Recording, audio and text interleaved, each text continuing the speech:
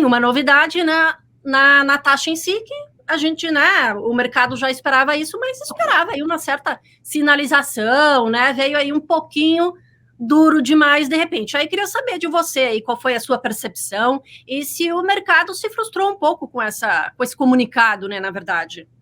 É importante deixar claro que é uma frustração do mercado perante ao que ele queria ou que o mercado projetou, mas era um desejo, na verdade.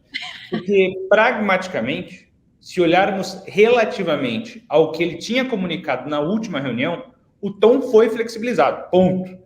Frente ao último comunicado, o tom foi flexibilizado. Por que eu falo isso? Porque ele tirou aquela frase maluca de poder, eventualmente, voltar a subir juros. Ele já tinha feito um passo nessa direção quando colocou entre vírgulas ser um cenário menos provável, ele retomar o ciclo de aperto, e agora, de fato, tirou essa frase. Isso é um passo super importante, porque ele já começa a mudar um pouquinho a direção. Agora, o que se esperava é que ele fosse ainda mais enfático, que ele fosse ainda mais contundente, e ele não foi. Ele se manteve bastante conservador, coerente com o que ele tem feito ao longo dos últimos comunicados.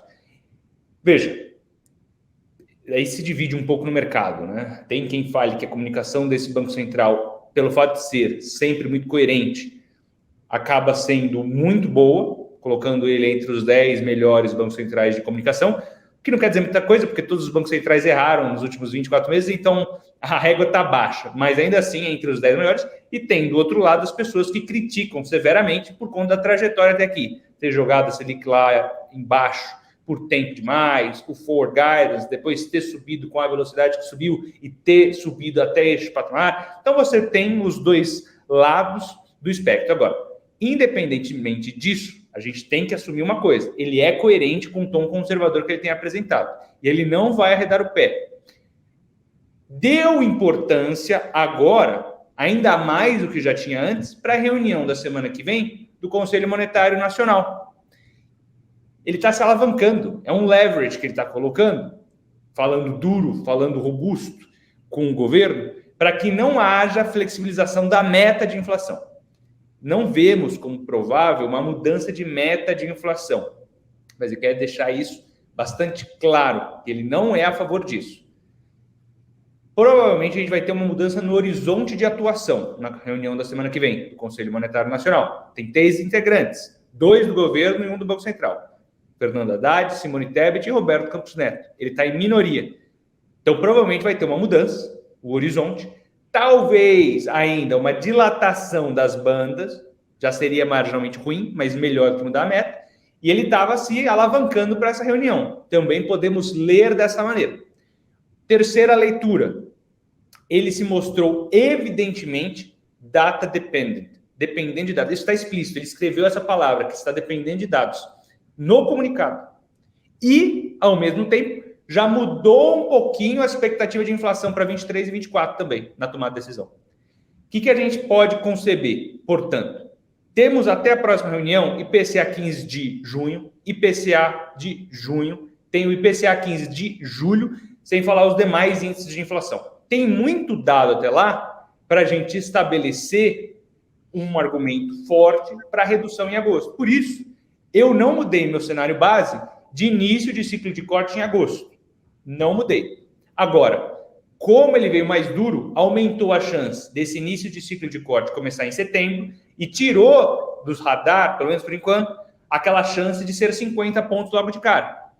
Porque mesmo se ele vier em agosto com 25, esse Banco Central provavelmente vai fazer um ritmo de flexibilização bastante gradual. Responsável, conservador, cauteloso, mas coerente com o que ele tem feito ao longo dos últimos meses. É a 7ª manutenção de taxa de juros. Ele não só manteve a taxa de juros, como ele teve um comunicado de manutenção muito duro, que está começando a ser alterado agora. Começou na última reunião, com entre vírgulas daquela frase que eu mencionei anteriormente, e agora excluindo a frase definitivamente. Então, não mudo o meu cenário de ser no terceiro tri, mantive a minha expectativa para que seja em agosto, mas não passa o terceiro tri. O que eu quero dizer com isso? Se ele não cortar em agosto, ele tem que deixar claro que vai cortar em setembro. A gente já vê muita pressão social, de elos econômicos da sociedade, vê mais pressão no governo. O governo não esperava que haveria corte agora, mas esperava um comunicado mais flexível, assim como o mercado.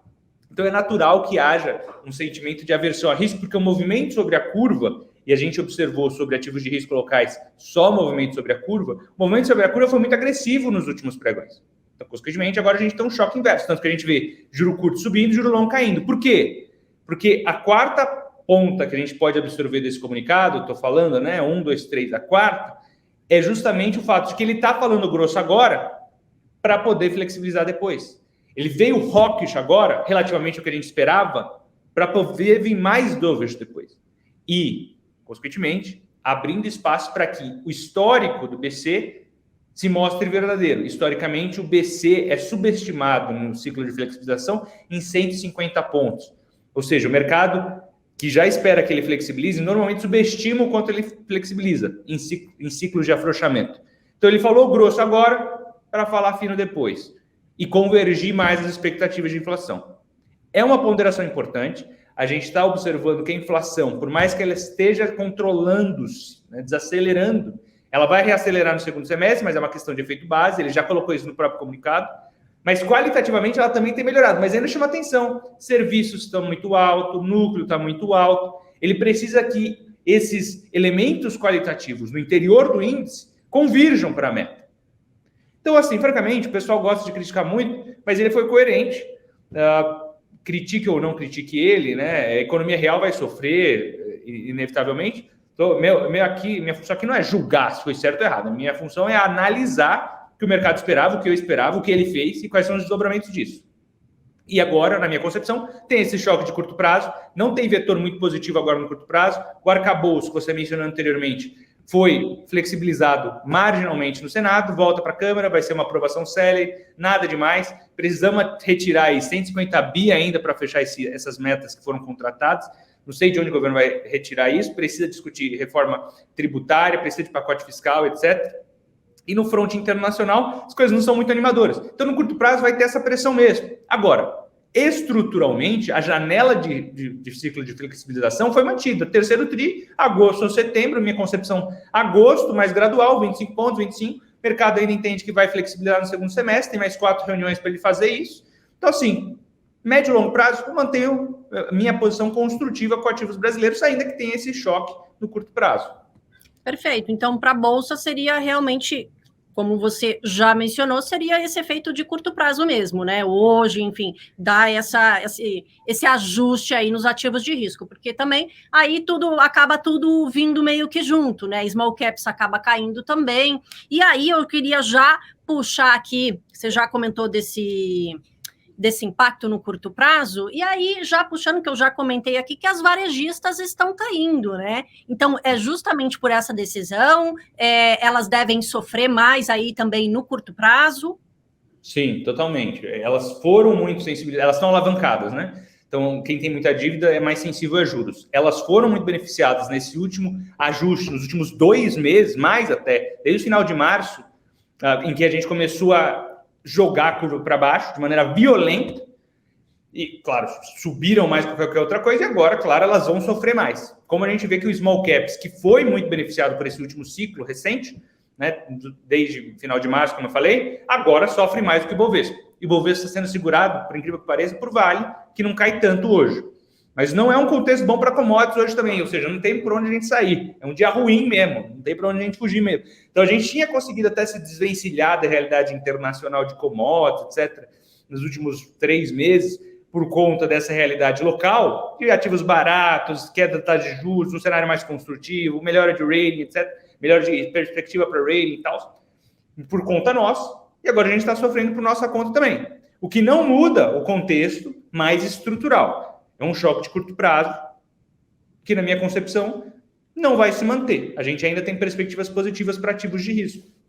Está tudo se encaminhando, né? Igual você falou aí, a perspectiva, ele manteve, né, o tom aí, então se espera, claro, essa queda vem, mas conforme, né, que nem você falou também, muito de olho em dados, realmente vendo ali ponto a ponto para ir ali conforme já vem numa estrutura aí, vamos dizer assim, mais conservadora mesmo. Então, conforme você falou que, né, tá mais de olho ali na reunião no dia 29, né, do Conselho Monetário ali. Então, para a ata, a gente não deve ver muita novidade, porque eu vi alguns comentários, né, entre ontem e hoje, de repente, né, surge alguma novidade ali na ata, na terça-feira, o que você acha aí que se vem alguma novidade ou não, ou realmente vai vir só na próxima reunião, depois dessa reunião aí do CMN? A novidade na ata não vem mais, sabe por quê? Porque o mercado já se frustrou de bastante com esse comunicado.